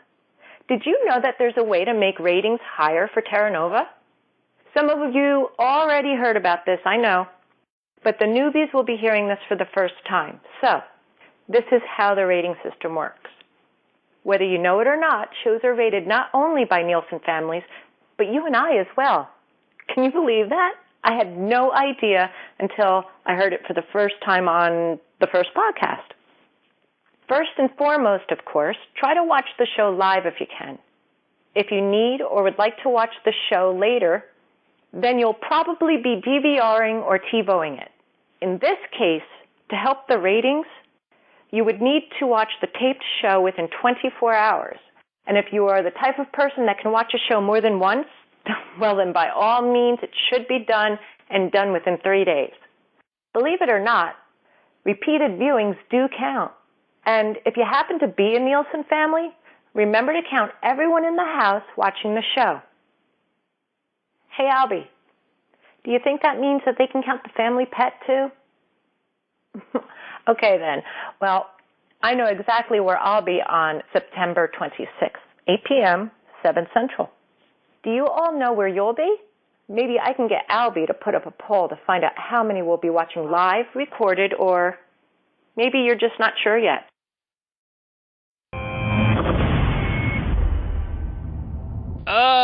I think we can count the family pet. So if I were a Nielsen family, which I'm not, I was at one time, but I'm not anymore, I would count the cat, Jadzia 47Dex. That's a cool name for a cat. She's a cool cat. Does she actually come when you say Jadzia 47Dex? No, I think she's autistic. She won't look at me when I speak to her.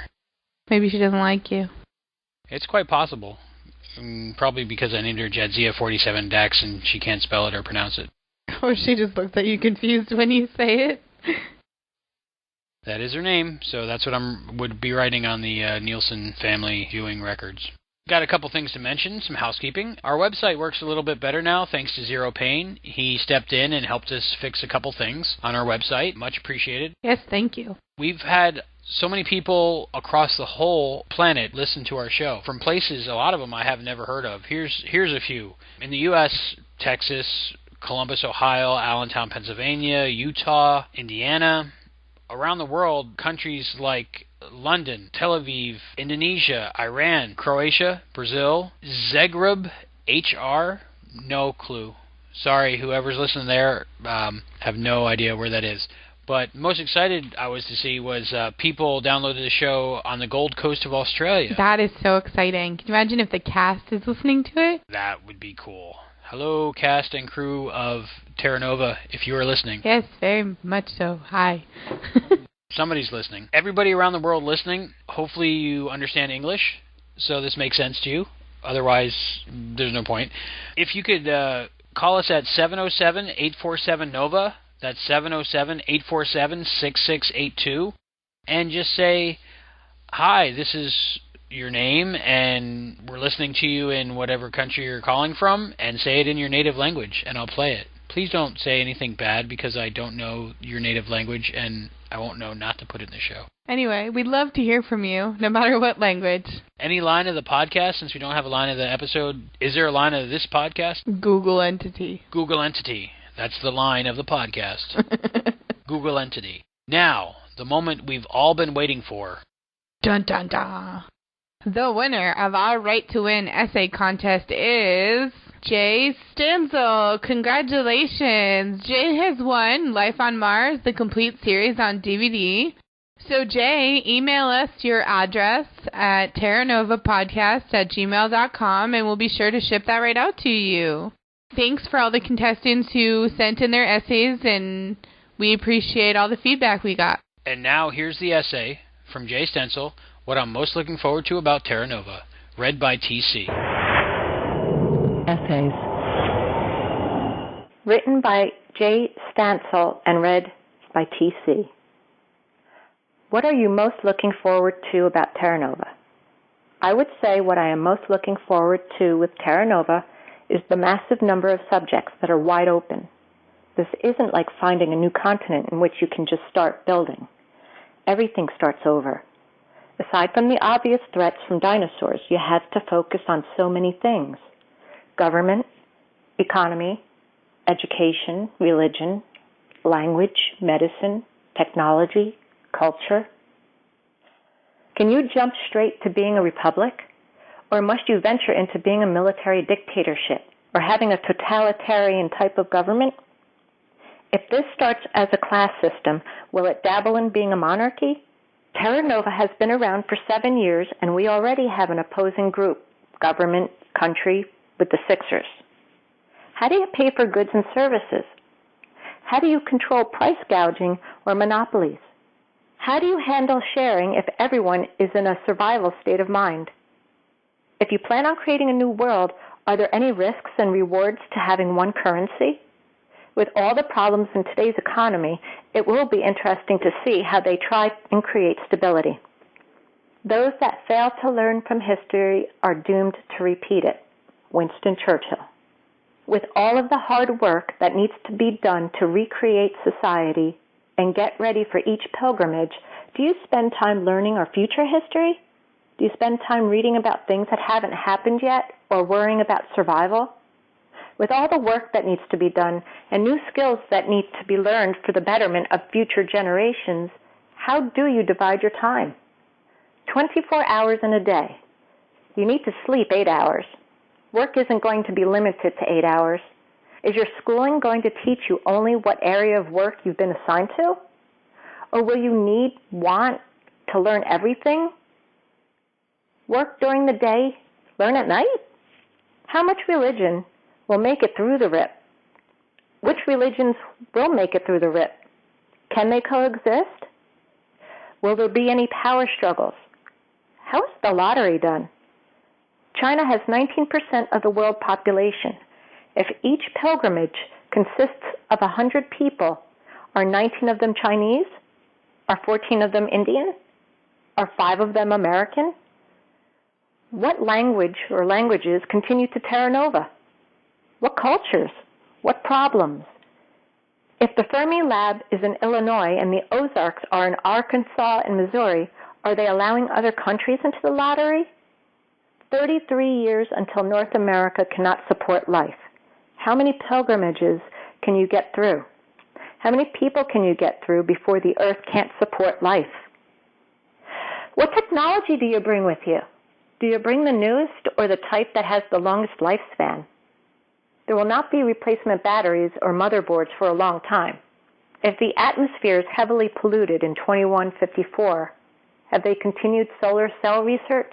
Will that be old tech that they pull out of a museum to help our settlers? I do not expect the series to focus heavily on any of these areas. These might be background stories to further advance the plot and add some authenticity to the writing. The main subject they will focus on will be dinosaurs. This is not a gimmick or weak writing either. How many dinosaurs do you think you can kill before you run out of bullets? I guess that would depend on what type of supplies they send through the rip, and in what quantities. If there are major problems on Earth, how much are they willing to give up? Terra Nova may not have to reinvent history, but they will have to relive it. To expand their civilization, they will need to kill dinosaurs. To kill dinosaurs, they will need weapons and ammunition. They brought some over through the rip, but as life on Earth dies, they will stop getting those supplies. They will need to make it for themselves. They will need to go through the Bronze Age and the Iron Age to make guns, and they will need to get the components for gunpowder. And that is just for killing dinosaurs. Everything we take for granted will no longer be available. When something breaks, who do you call to fix it? Who do you call for parts? Terra Nova can be big, a unique take on a wide variety of subjects. Hopefully they will add a few pieces here and there to show you how well thought out everything really is, and they didn't just put all the money into special effects. I am looking forward to everything this series has the potential to offer. What's that?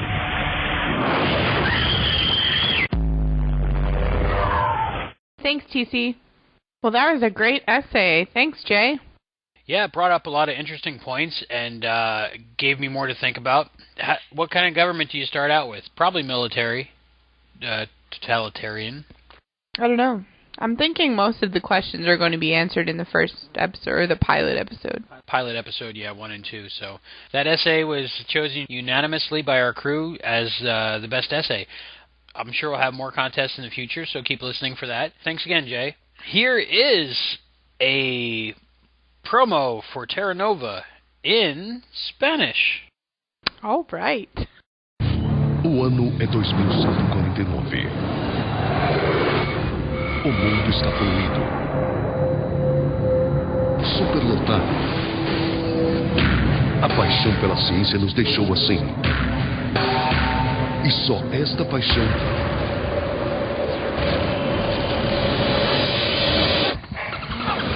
pode nos salvar. Terra Nova, em breve, na Fox HD. And now, one of my favorite segments. What? Jordan's on the phone? He wants to introduce it? Yeah, let him introduce it. Okay, here we go. And now we got some Terra Nova news with Heather. News. I'm Heather with the news. Television Without Pity recently announced its top 10 must-see shows of 2011, and Terra Nova is number 3. They said dinosaurs and time travel on network television, yeah, we're pretty psyched.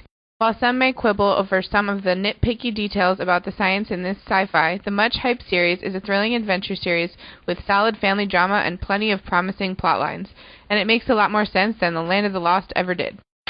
Enter the Six Flags Terra Nova Adventure Sweepstakes for your chance to win a trip for 4 to join an unofficial dinosaur fossil expedition. And that's not all. The winner will also receive $1,000 in spending money and 4 tickets to Six Flags. Enter now at sixflags.com. Jason O'Mara will be presenting at the Emmys this year. During a live twinterview with Zap To It, Jason O'Mara revealed that he will be making an appearance at this year's Emmy Awards as a presenter. O'Mara later writes, to get to the Emmys and back is a 32-hour round trip on the plane. That's a lot of movies. Noting the time it would take to travel from his on-set location in Australia and back just to make a short speech at the Emmys, which will air on Fox in LA on September 18th. Of course, we all know Terra Nova will be premiering on Monday, September 26th in the United States. But where else will it be around the world? In Australia, it'll be on Channel 10 on October 2nd at 8 p.m. In the UK, it'll be on Sky 1 October 3rd at 8 p.m. In Canada, City TV will be showing it September 26th at 8 p.m. In India, it'll be on Star World October 8th at 9 p.m. That's all for this time, and remember, a family is 4.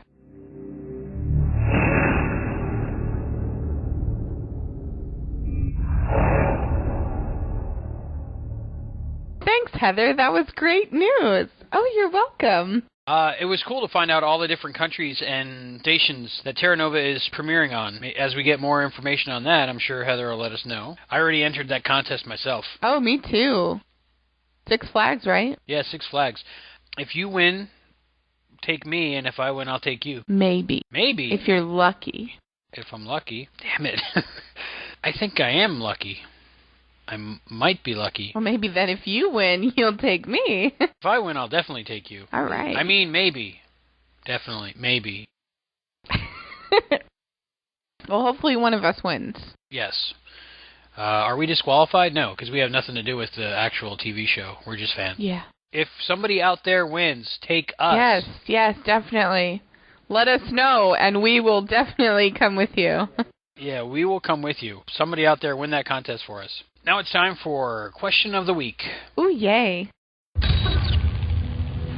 Oh, I'm sorry, what was the question? Question of the Week. We have an email answer to our Question of the Week. What do you think of the law a family is 4? That's from Jay Stansel, the winner of our essay contest. And here is his email. Here's Jay Stansel's take on a family is 4. Limiting families to only 4, 2 parents, 2 children, guarantees that the population will not increase, as long as the law is strictly enforced across all countries.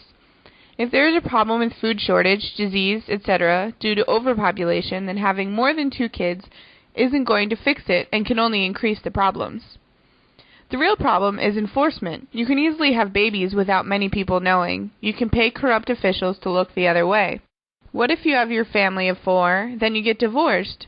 The mother gets custody and the father remarries to a woman without kids. Is he allowed to make more? Or what if the mother has the custody of 2, marries a guy with the custody of 2? Does that make a family of 6? In case of an unplanned pregnancy and birth, which gives you 3 kids, what happens? A fine? Jail? The rich will not care about a fine, and jail doesn't seem like it's solving any problems. You take a man or woman and put them in jail, you now have to feed them instead of them feeding themselves. Instead of jail, do you do vasectomies or tube tying? There is more expense and uproar among the people. Having a law you can't possibly enforce is a bad idea.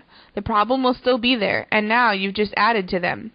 The incentives for getting a vasectomy or tubes tied would be the way to go. Positive reinforcement.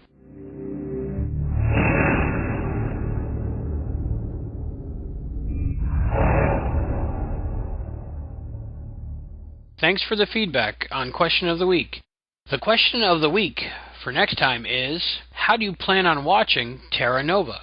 Could be, I plan on watching it on my television, on cable, on the computer, on the internet.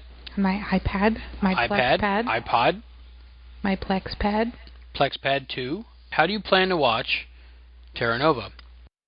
Myself, I plan to watch it on my high-definition TiVo hooked up to a terrestrial antenna that gets 1080i high-definition signals. You might watch it on cable. Heather, how do you plan to watch Terra Nova? I think I'm coming over to watch it at your house. Whoa. Wow.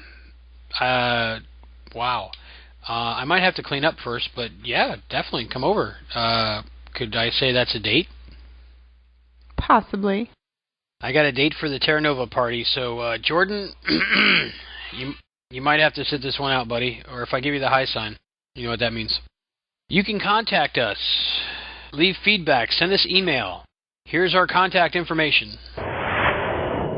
Contact information. Hey, did you know that if you send us an email, it just might get read on the show? Please don't forget to include your first name and where you're from. Then, of course, it needs to be sent. So send it to terranovapodcast@gmail.com. Let's see. How can I tell you how much better it would be to actually hear another voice other than ours? Seriously. It would be so cool to hear voices. Other people's voices. Oh, and don't worry, because I don't like the way I sound either. So if you know how to record in MP3 format, then send it as an attachment via terranovapodcast@gmail.com. Well, what are you waiting for? No, wait. On second thought, maybe you should wait until the podcast ends. We really would like to hear your voice. So much so that we even provided you with voicemail too. Just call us at 707-847-NOVA. That's 707-847-6682. If you make a mistake, just keep going and we will edit what you say before it airs. Again, don't forget to include your first name and where you're from. Albie, Jordan, Heather, I don't know about you guys, but I'd really like to know what our audience is looking forward to the most about the show that has me so excited. We would also like your feedback about the law a family is for. Man, there could be such a great debate over that topic. There's one last thing I need to mention, and then I'll try to stop talking. Please let us know if there's something or someone you'd like us to focus on. The more input we get from you, our audience, the better we can be. Thanks, and don't think about it, just do it. Call anytime.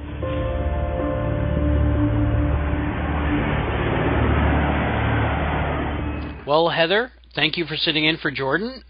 It was a pleasure. I enjoyed it a great deal. You had a lot of good insights. Who knew that you were more than just a news lady? Thanks. It was fun. I'd never done anything like this before. It was really cool. I'd say you're a natural. Thank you. Well, we're 2 weeks away from the premiere of Terra Nova, and next time we talk to you will be after the premiere of Terra Nova. So we'll have a lot to talk about. I'm very excited. I can't wait. We're going to get out of here with the preview for the premiere of Terra Nova, Genesis, Part 1 and 2. Remember, it airs in the U.S. at 8 p.m. September 26th on Fox. Watch it. Yeah, let's keep this show going. The eyes of the world are on Hope Plaza today as the 10th pilgrimage prepares to depart for Terra Nova. Terra Nova is set in the year 2149. Earth is on its last legs, and scientists have found a way to send people back 85 million years to rebuild civilization. Stop that man! To everyone in 2149, to the whole world, this is utopia. This is a second chance. And action. Terra Nova follows the Shannon family and gives their perspective on this new place and new beginning and what that means for themselves and for the human race. We're shooting this exotic locale. We built a significant part of the Terra Nova colony. When the Shannons arrive at Terra Nova, they realize that it's being run by this incredibly charismatic leader, Nathaniel Taylor. Welcome to Terra Nova, folks. Welcome home. My equity here is sweat equity. I built it from the ground up. And I have a vision for what this place is going to be and how it's going to work. I look at the show like an old Western, and Taylor represents the sheriff, and his word is law. Let's roll, people! This isn't a regular television set. This is built in the middle of a massive piece of land. The sounds that you hear while watching this are real. The weather is real. The topography is real. And whether it's the market, whether it's Taylor's headquarters, whether it's just this incredible wall here, there's nothing like Terra Nova. What's that? There are going to be a lot of dangers, kind of unexpected dangers in this show. Our son is out there! Bring him back. I will. This is so much fun to shoot. There are leadership struggles. There are splinter groups. Dinosaurs are rampant. It's a very hostile environment. It's a family drama. It's Jurassic Park. It's a rip-roaring blast of an adventure. The dinosaurs are great.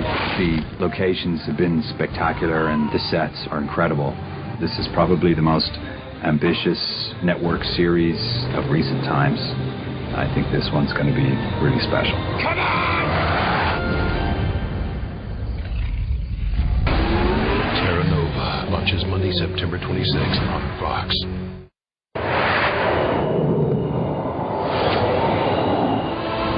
Thank you for joining us for this installment of the Terra Nova podcast. Go to terranovapodcast.com each week to listen to new installments of the Terra Nova podcast. The Terra Nova podcast is not affiliated with 20th Century Fox Television, Churnin Entertainment, DreamWorks Television, and Capitol Entertainment. While at terranovapodcast.com, be sure to join our forums where you can discuss Terra Nova with other listeners. You can also follow the Terra Nova podcast on Facebook and Twitter, where we post announcements about our show and all things Terra Nova. Links to our social media pages are at terranovapodcast.com. Support from listeners like you help keep the Terra Nova podcast operating. You can find a link to donate using PayPal at the bottom of our website. You can also show your love of the Terra Nova podcast by shopping in our store, where you can buy t-shirts, coffee mugs, mouse pads, and much more. The link is available on our homepage. The Terra Nova podcast is edited by Albie. The Terra Nova universe and all that it contains is property of 20th Century Fox Television, Churnin Entertainment, DreamWorks Television, and Capitol Entertainment. No infringement is intended. The Terra Nova podcast is a Barren Space production, all rights reserved.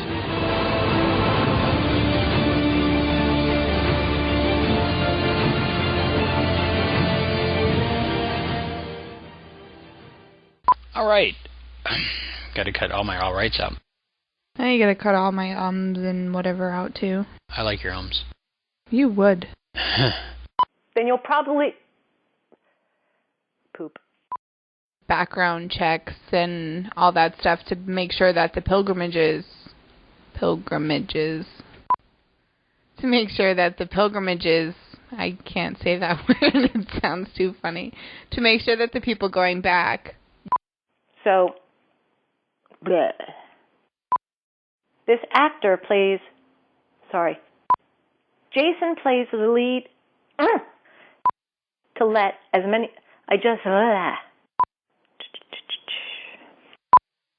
thought there was a bug, I'm sorry. The end. Later. Is that the thing that like, what is that word? Pistachio.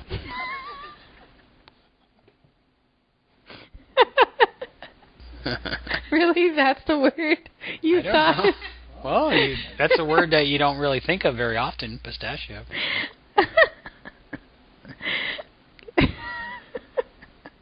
You have to edit my laugh out. All right, will do. That won't end up in anywhere. Okay. See ya. Waka waka. Listen to me, Hatcher. You gotta tell them Silent Breed is people!